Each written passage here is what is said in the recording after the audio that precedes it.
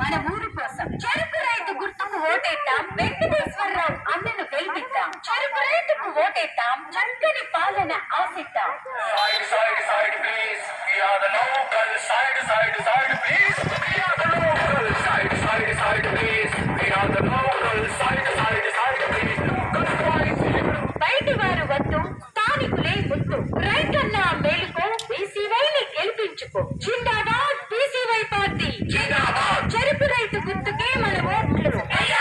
మర్తిల్లాలి చిలపరపు వెంకటేశ్వరరావు గారి నాయకత్వం. చెరుకు రైతు గుర్తుకే మన ఓట్లు. బీసీవై జిందాబాద్, బీసీవై